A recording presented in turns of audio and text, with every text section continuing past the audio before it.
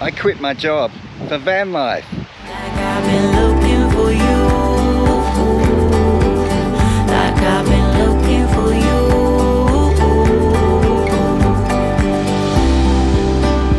My heart is wide open. I imagine you right here with me.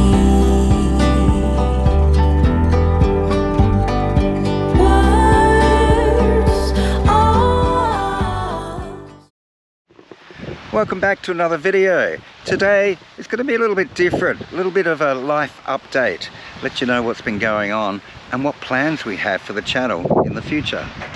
Now, I've been making travel videos for YouTube for about 2 years now, and I've totally loved the experience.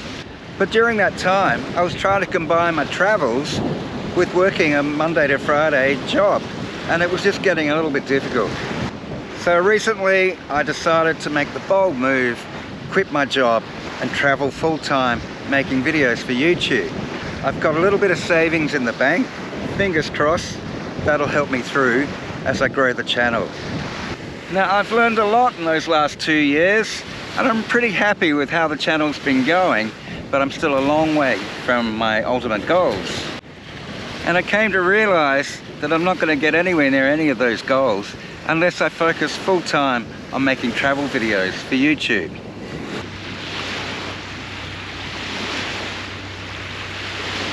So I decided the best way to do that was to buy a van and see a bit more of Australia, the country where I live. So today I'm going to introduce you to the new lady in my life and explain a little bit about van life and maybe help you through if you're thinking about also making the leap into van life. This is Vanessa, I've decided to call her, maybe Nessy for short. Vanessa is a 2009 Toyota Hi-Ace long wheelbase van and she's just perfect for me.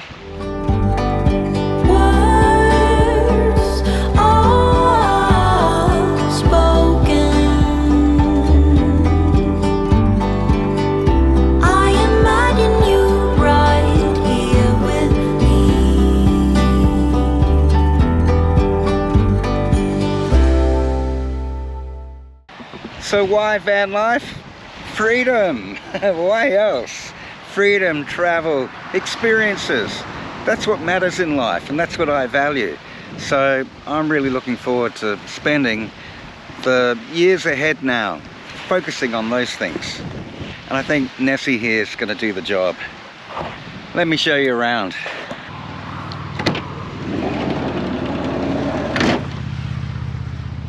So first up, we've got the kitchen area. Camp stove. If I come up in here, you've got everything you need in here. Your crockery, your cutlery, glasses, plenty of room for more things too. Up here we've got some bench space, so I can cook indoors if it's pouring with rain out. Most of the time though, I'll be cooking outdoors. I can pull that gas cooker out, I can sit it on a bench or a table or something, or I can even cook from here.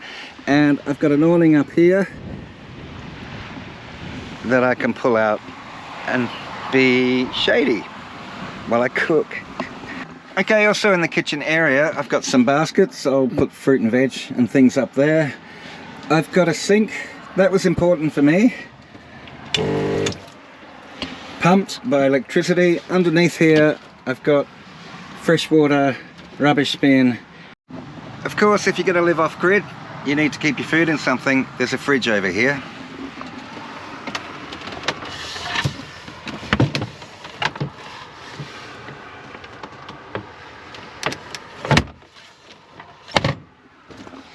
Plenty of room for probably a good 4 or 5 days worth of food.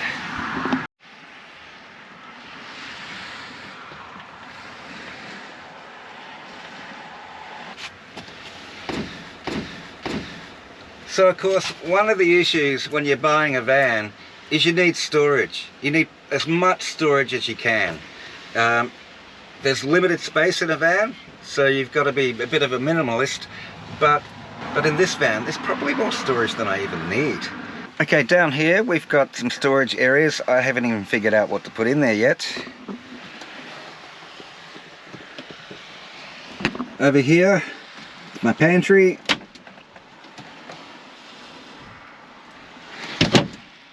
Over here is my bathroom and other things. And this spot here, even more storage. And better still, this panel comes down as a table. So I can sit at this table, eat my meals if it's raining outside, and also do my editing of videos. Perfect.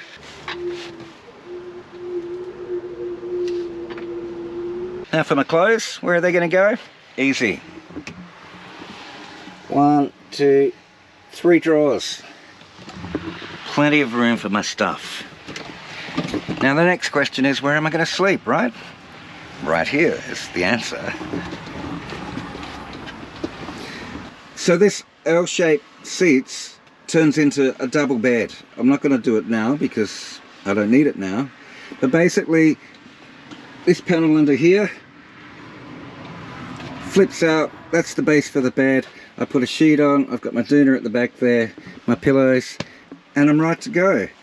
And at night time, if it's warm, there's a fan and also a window there that can open with a fly screen on it to keep the bugs out. Perfect. Up top, we've got a solar panel. So this van, all the electricity is generated by that solar panel, and also it feeds off the alternator. So basically I'm never going to run out of electricity. So I've got plenty of lights, which is hard to see in the daytime, but let me pop them on. I've got down lights, I've got reading lights, I've got LED lights. Also up top there's an extra water container that actually works as a shower, so I can just basically put a 12-volt pump in there and it comes out and it's a nice shower. Hopefully it's a warm day, so I'll get warm water. If it's a cold day, I get cold water. That'll wake me up, that's okay. And you may have noticed there's actually a surfboard which the French guys left me, so it looks like I'm gonna have to learn how to surf because I can't do that now. But that's okay, that's gonna be part of the fun of as I travel. One of my goals, I'm gonna learn to surf. One of the important things for me when I was looking for a van was to find something that could go off-grid, that was completely self-contained, and Nessy here definitely does the job.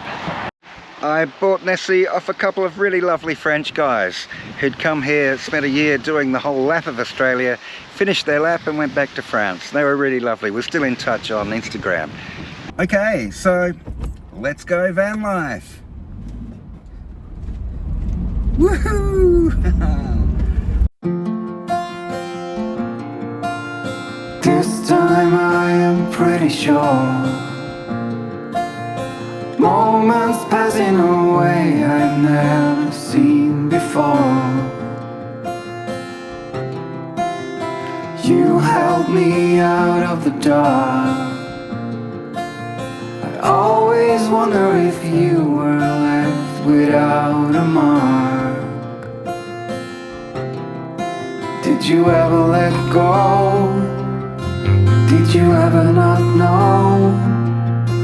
You were never out there alone. Do you think there's a chance for this love to be real? I will let you take the wheel. From now on. From now on.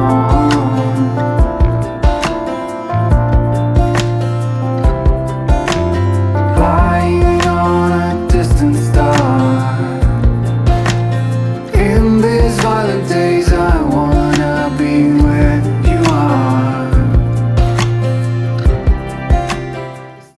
So if you're looking for a van, what should you be looking for? Well, I would suggest something that it's actually can go off-grid, so you can be self-contained for a start. So as I kind of said, you'll need plenty of storage, you'll need some form of solar panel on top. So what sort of van? I went with the Toyota Hiace because it's just me traveling solo. I don't need anything bigger for a start. Also, in my months and months of research, Toyota Hiaces came up trumps for the most reliable van. You can get anything up to 1,000,000 kilometers. That's incredible on these things. This van at the moment has 285,000 Ks, which is just basically getting started on a van like this. Now, I also looked at Mercedes Sprinters, Fords, Fiats, Renaults. They're all out there on the market. You know, you can get vans that are bigger and better and got fancier things and probably coffee machines and all of that. But I didn't really need that because it's just me. They're also much more expensive. If you're buying a second-hand, say, Mercedes Sprinter that's all decked out and looking beautiful, you're looking at probably $50,000 plus. If you're buying something brand new, you're looking at more than $100,000. That's a lot of money for a van. Toyotas are definitely cheaper and more reliable. The other thing with a Toyota is if you do get unlucky and have some kind of breakdown while you're traveling, it's easy to fix. Pretty much everywhere in Australia will have no trouble finding parts, and the parts are cheaper, going to be a lot cheaper than parts for imported models like Mercedes and Renault, etc. Of course, kilometers matters when you're looking for a van. So when I was looking, I wanted something that was less than 300,000, just because it makes me feel a bit more secure. Also, I was looking for something from 2009 onwards. There are plenty of these Toyotas that are around about 2000, 2001, even late 1990s that are still on the market. They may be done 4 or 5 or 6 or 700,000 Ks. I just thought maybe you're taking a little bit of a risk with those. So the later the model, the better, but they're going to get more expensive. The lower the kilometers, the better. But again, that's going to get more expensive. So this one fitted my budget and fitted all my needs. Now you may have noticed Nessy here doesn't have a toilet. So what am I going to do with that? No problem. Apparently there are plenty of public toilets right throughout Australia. When I looked at vans, there were a number of people who did have toilets, either in composting or a little foldable toilet thing. And I asked about it, and every one of them said, you know what, we never used it. We've been traveling for a year and we never used it. There's public toilets everywhere, that'll meet your needs. But you know, if I get stuck in the middle of the night, I've always improvised, got a pee bottle for aiming.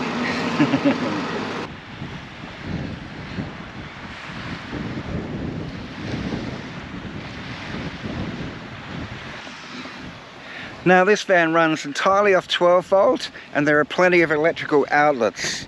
Let me show you some, where we're going. We got a couple down there. That's gonna be for my phone and anything else. There are a couple in there. That runs the fan. And we've also got some more down in here. Not sure if you can see that, but basically what I've got down here is I've got USB ports and the cigarette type lighter ports. So that's plenty to charge all my gear, my camera gear, my drones, the laptop, everything else. So, cool. Plenty of non-slip mats. These things are genius. That crockery just doesn't move, even though I'm bouncing around as I'm traveling. It's awesome. You got to get non-slip mats. What about communications? Well, your phone's pretty good. If you're sticking to the coastal routes and you're going through towns every now and again, there's pretty much 5G in most towns and 4G networks in between. It's only really if you're going to go totally off the beaten track that you might end up in places where you just have no phone service. So unless you've got a two-way radio, you're going to be out of contact with everyone. So just keep that in mind. There are places in Australia, because Australia is so big, where you will be out of phone service. But if you keep to the coast, you should be okay. Now, of course, as you travel, some people are happy to just pull into caravan parks every night. I don't need to, because I don't need their power. I'm self-contained. So I'm going to look for free parks as much as I can, with the occasional stop in a caravan park maybe. Where do you find those parks? Well, there's some good resources for that. Hang on, this guy in front is slowing down. There are apps you can download. Probably the best one that everybody seems to be using is WikiCamps. That's $10 to download, one-time fee only. There are also some pretty cool Facebook groups. I've been on various van lifer, free camping Australia, and various other groups probably for the last couple of years. A lot of information gets spread around, a lot of help. If you need a hand with something or need to know something, just pop it up there. There's always going to be somebody who can answer your questions. It is Facebook, so there'll be people arguing too.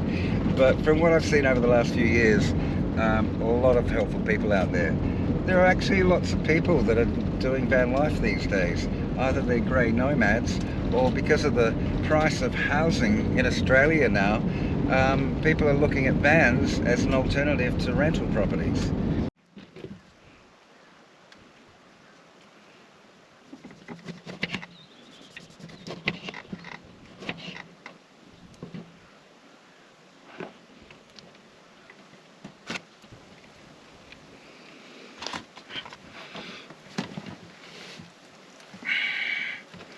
Look at that.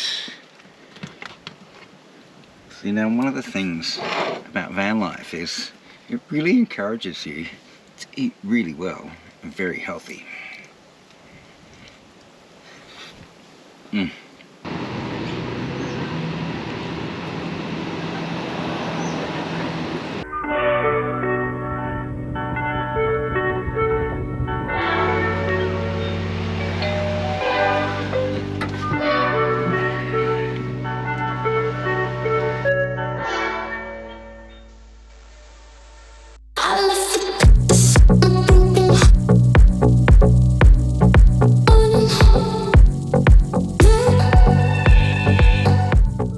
So thanks so much for watching. I'll see you in the next video. We're back on the road and we're exploring parts of Australia. See you then.